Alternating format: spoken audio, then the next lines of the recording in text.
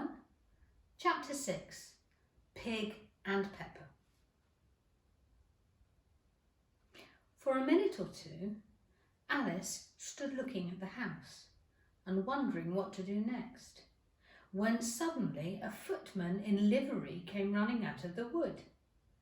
She considered him to be a footman because he was in livery. Otherwise, judging by his face only, she would have called him a fish, and rapped loudly at the door with his knuckles. It was opened by another footman in livery, with a round face and large eyes like a frog. And both footmen, Alice noticed, had powdered hair that curled all over their heads. She felt very curious to know what it was all about, and crept a little way out of the wood to listen.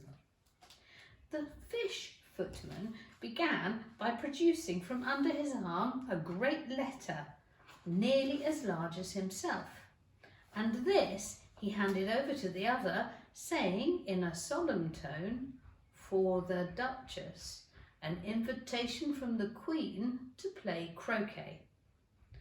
The frog footman repeated in the same solemn tone, only changing the order of the words a little, "From the Queen, an invitation for the Duchess to play croquet." Then they both bowed low and their curls got entangled together. Alice laughed so much at this that she had to run back into the wood for fear of their hearing her. And when she next peeped out, the fish footman had gone, and the other was sitting on the ground near the door, staring stupidly at the sky. Alice went timidly up to the door and knocked. "There's no sort of use in knocking," said the footman, "and that for two reasons. First, because I am on the same side of the door as you are. Secondly, because you're making such a noise inside, no one could possibly hear you." And certainly, there was a most extraordinary noise going on within, a constant howling and sneezing, and every now and then a great crash, as if a dish or a kettle had been broken to pieces. "Please then," said Alice, "how am I to get in?" "There might be some sense in your knocking," the footman went on without attending to her, "if we had the door between us. For instance, if you were inside, you might knock, and I would let you out, you know." He was looking up into the sky all the time he was speaking, and this, thought Alice, decidedly rude. "But perhaps he can't help it," she said to herself. "His eyes are so very nearly at the top of his head. But at any rate he might answer questions. How am I to get in?" she repeated. "I shall sit here till tomorrow," said the footman. At this moment the door of the house opened and a large plate came skimming out straight at the footman's head. It just grazed his nose and broke to pieces against one of the trees behind him. "Or the next day, perhaps," the footman continued in the same tone, exactly as if nothing had happened. "How am I to get in?" said Alice again. "Are you to get in at all?" said the footman. "That's the first question, you know." It was, no doubt. Only Alice did not like to be told so. "It's really dreadful," she muttered to herself, "the way all the creatures argue. It's enough to drive one crazy." The footman think this a good opportunity for repeating his remark with variations. "I shall sit here, on and off, for days and days." "But what am I to do?" said Alice. "Anything you like." And he began whistling.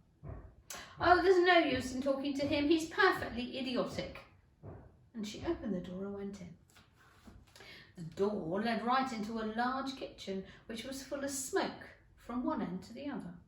The Duchess was sitting on a three-legged stool in the middle, nursing a baby. The cook was leaning over the fire, stirring a large cauldron which seemed to be full of soup. "There's certainly too much pepper in that soup," Alice said to herself, as well as she could for sneezing. There was certainly too much of it in the air. Even the Duchess sneezed occasionally, and as for the baby, it was sneezing and howling alternately without a moment's pause. The only two creatures in the kitchen that did not sneeze were the cook and a large cat, which was lying on the hearth, grinning from ear to ear. "Please, would you tell me," said Alice a little timidly, for she was not quite sure whether it was good manners for her to speak first. "Why does your cat grin like that?" "It's a Cheshire cat," said the Duchess, "and that's why." "Pig?" She said the last word with such sudden violence that Alice quite jumped. But she saw in another moment that it was addressed to the baby and not to her, so she took courage and went on. "I didn't know that Cheshire cats could grin. I didn't know that they always grinned." "They all can," said the Duchess, "and most of them do." "I don't know any of that," Alice said very politely, feeling quite pleased to have got into a conversation. "You don't know much, and that's a fact," said the Duchess. Alice did not at all like the tone of this remark, and thought it would be as well to introduce some other subject of conversation. While she was trying to fix on one, the cook took the cauldron of soup off the fire and at once set to work throwing everything within her reach at the Duchess and the baby. The fire irons came first, then followed saucepans, plates and dishes. The Duchess took no notice of them, even when they hit her, and the baby was howling so much already that it was quite impossible to say whether the blows hurt or not. "Oh, please mind what you're doing," cried Alice, jumping up and down in an agony of terror. "Oh, there goes his precious nose," as an unusually large saucepan flew close by it and very nearly carried it off. "If everybody minded their own business," the Duchess said, "the world would go round a good deal faster than it does." "Which would not be an advantage," said Alice, who felt very glad to get an opportunity of showing off a little of her knowledge. "Just think what work it would make with the day and the night. You see, the earth takes 24 hours to turn on its axis." "Talking of axes," said the Duchess, "chop off her head." Alice glanced rather anxiously at the cook to see if she meant to take the hint, but the cook was busy stirring the soup and seemed not to be listening, so she went on again. 24 hours, I think. Or is it 12? "Oh, don't bother me," said the Duchess. "I never could abide figures." And with that she began nursing her child again, singing a sort of lullaby to it and giving it a violent shake at the end of every line. "Speak roughly to your little boy and beat him when he sneezes. He only does it to annoy because he knows it teases." And here's the chorus of the lullaby. Wow, wow, wow. While the Duchess sang the second verse of the song, she kept tossing the baby violently up and down, and the poor little thing howled so Alice could hardly hear the words. "I speak severely to my boy, I beat him when he sneezes, for he can thoroughly enjoy the pepper when he pleases." And here's the chorus again. Wow, wow, wow. "Here, you may nurse it for a bit if you like," the Duchess said to Alice, flinging the baby at her as she spoke. "I must go and get ready to play croquet with the Queen," and she hurried out of the room. The cook threw a frying pan after her, but it just missed. Alice caught the baby with some difficulty, as it was a queer-shaped little creature and held out its arms and legs in all directions. It looked like a starfish. The poor little thing was snorting like a steam engine when she caught it, and kept doubling itself up and straightening itself out again, so that altogether for the first minute or two it was as much as she could do to hold it. As soon as she'd made up the proper way of nursing it, which was to twist it up into a sort of knot and then keep a tight hold of its right ear and left foot to stop it undoing itself, she carried it out into the open air. If I don't take this child away with me, thought Alice, they're sure to kill it in a day or two. Wouldn't it be murder to leave it behind? She said the last words out loud, and the little thing grunted in reply. Don't grunt, said Alice.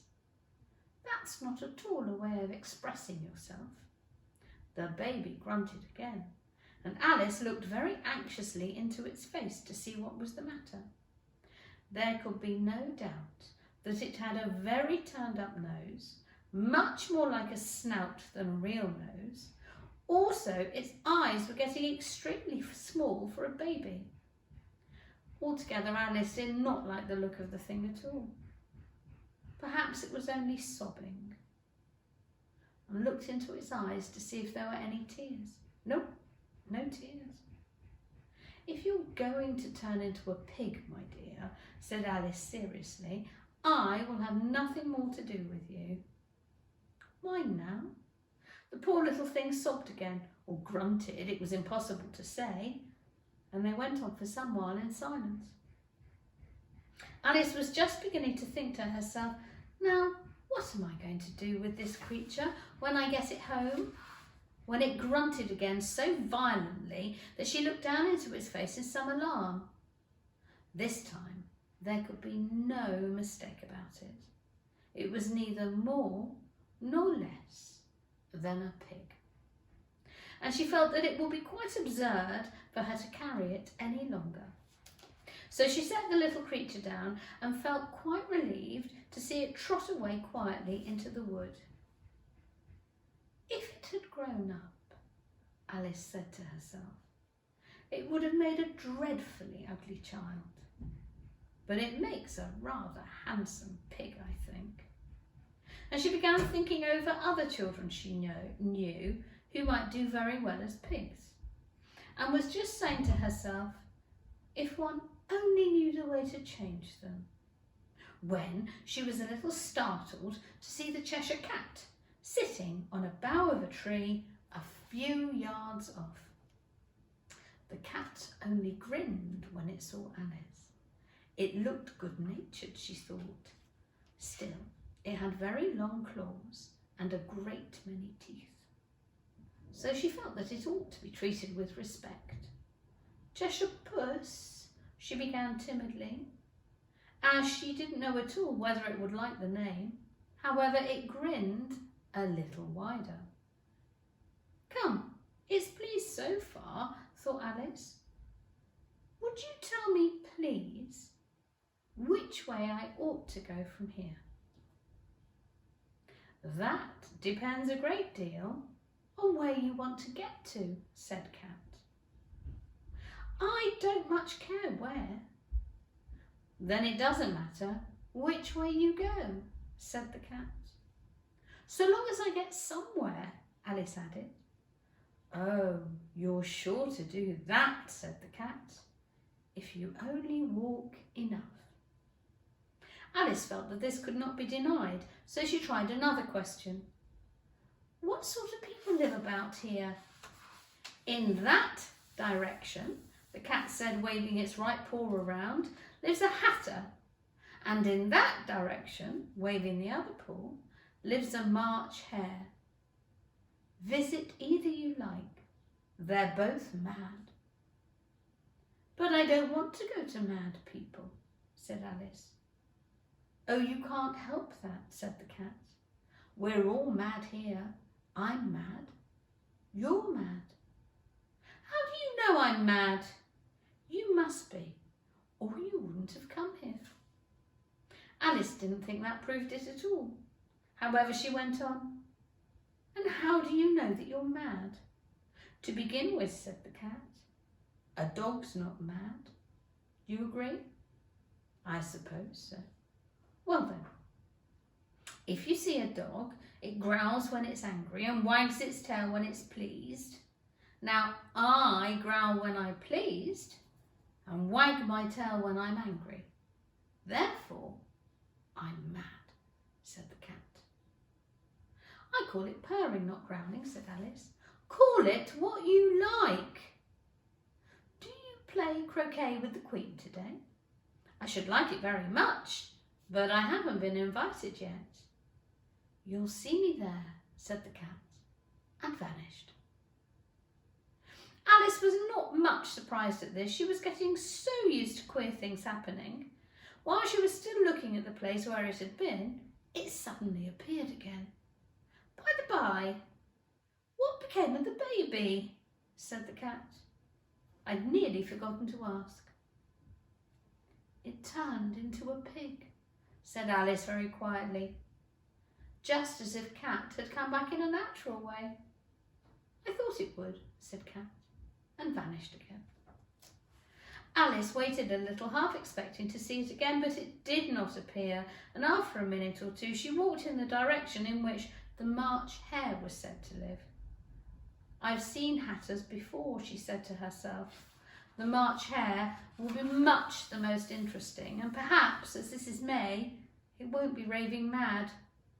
At least, not as mad as it was in March. As she said this, she looked up, and there was the cat again, sitting on the branch of a tree. Did you say fig or pig? Said the cat. I said pig, replied Alice. And I wish you wouldn't keep appearing and vanishing so suddenly. You make me quite giddy. All right, said the cat, and this time it vanished quite slowly, beginning with the end of its tail and ending with the grin, which remained some time after the rest of it had gone. Well, I've often seen a cat without a grin, said Alice, but a grin without a cat. It's the most curious thing I've ever seen in my life. She had not gone much further before she came in sight of the house of the March Hare. She thought it must be the right house because the chimneys were shaped like ears and the roof was thatched with fur. It was so large a house that she did not like to go nearer till she had nibbled some more of the left-hand side of mushroom and raised herself up to about 2 feet tall. Even then, she walked up towards it rather timidly, saying to herself, suppose it should be raving mad after all. I almost wished I'd gone to see the Hatter instead. And that's the end of chapter 6. Chapter 7, The Mad Tea Party, is next. See you tomorrow.